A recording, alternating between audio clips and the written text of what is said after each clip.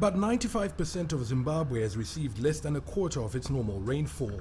The Meteorology Department predicts no significant improvement in coming weeks, which means the number of those facing food shortages, currently estimated at 2.4 million, could go up. President Mugabe's declaration of a state of disaster is designed to unlock aid from the international community. As such, it's been welcomed by some in Harare. Judging by the climate change and the way the rains haven't been exactly that consistent, I think it's a noble declaration by the president to say that we are in an actual disaster. While there is help from abroad, there could also be something done at home. As nationals, as Zimbabweans, we should actually exercise more on agriculture, taking for instance that people usually, we can farm in our small yards, backyards, do that, use like borehole systems and water to try and irrigate and try and help each other to actually create, help out on the food.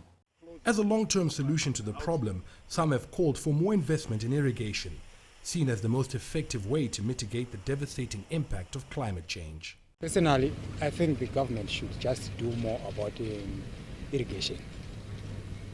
Yes, the government needs to work much on irrigation. I think that's the only way to go. Players in the food industry have called for more action among Zimbabwe's neighbors, including the Southern African Development Community. We feel that SADC must have convened a meeting earlier to deal with the issues of infrastructure sharing. It's very, very important.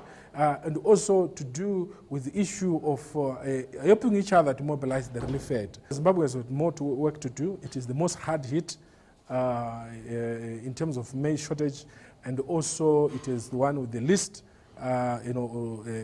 relationship levels with the Western countries. One of the issues millers have raised is around genetically modified organisms. Some countries, South Africa for instance, accept them, while others like Mozambique don't even allow them within their country, even in transit, which could create a problem for Zimbabwe bringing in its grain via ports in that country.